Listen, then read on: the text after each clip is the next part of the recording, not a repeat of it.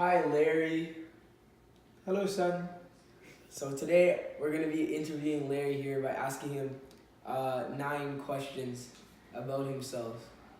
So, Larry, what was life like in a Trinidadian community versus a British community?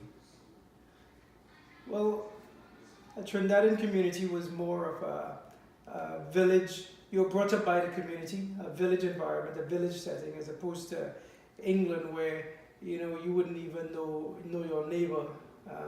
They'd pass you straight, that sort of stuff. So you Uh, felt very, how would it say, like open in the you, Trinidadian you, you community, felt and as though you were part of a community. You felt as though you were raised by your neighbors. You couldn't go out and do anything naughty or wrong because your neighbors would pull you up on it as well.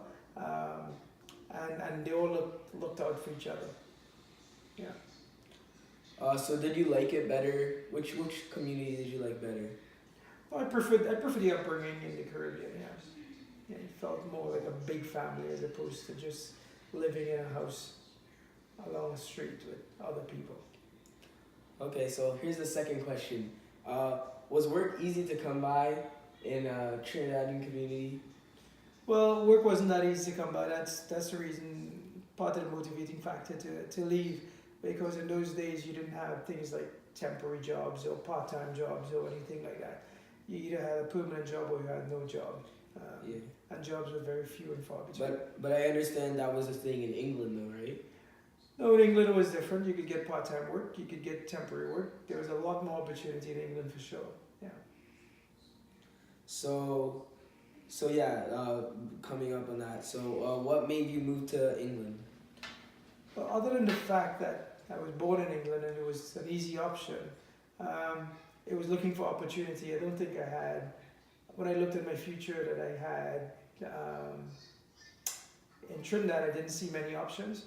And I thought that moving to England would give me more options to not only um, enter the workforce, but to make a better living for myself. So if you stayed in Trinidad, you wouldn't really progress life wise. Well, that's the way I viewed it at that point in time, yes.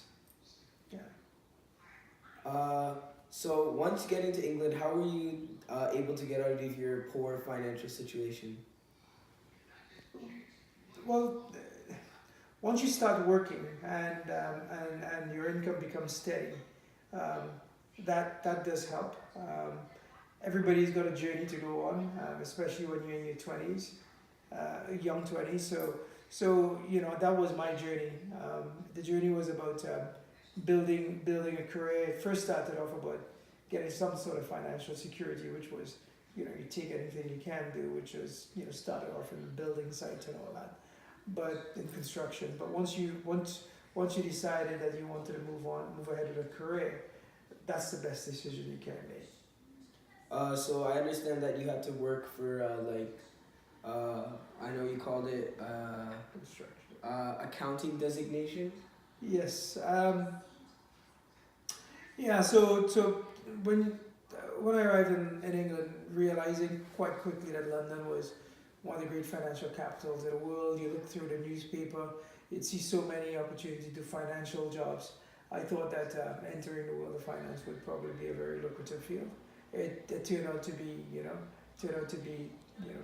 give you a pretty comfortable lifestyle.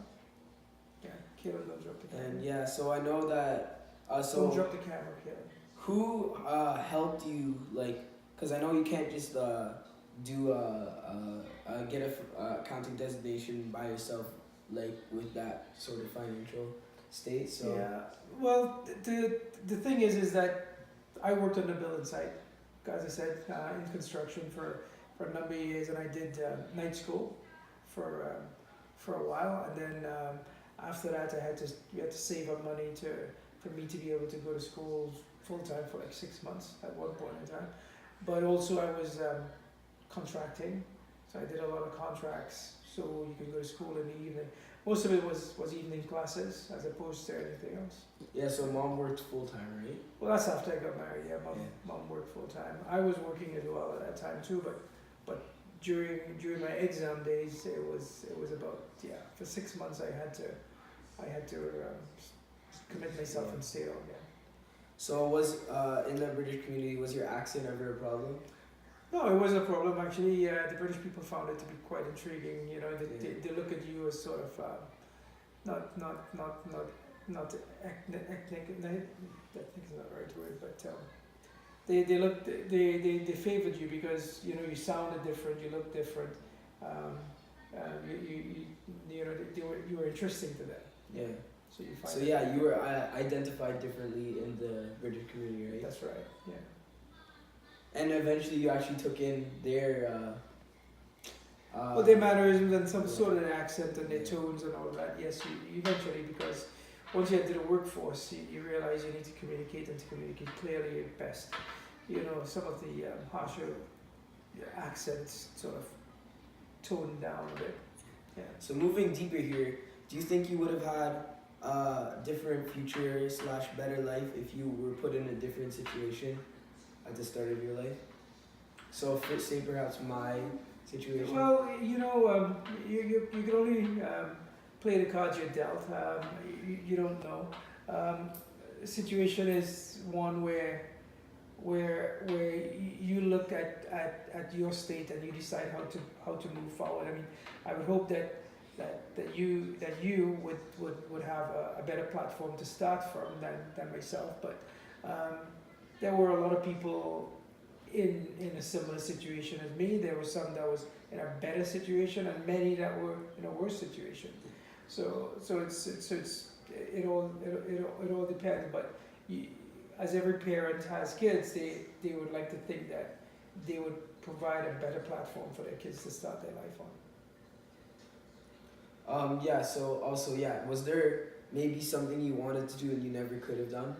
A job, an event, something because of Yeah, well, when I was young, I was very mechanically inclined. I worked in automobile repair shops. I did a lot of dabbling in cars and electrics and all of that. And I really thought if I had to choose a field that I might enjoy more, would have been probably in mechanical engineering or something like that, because of my inclination towards mechanics. Okay, thank you.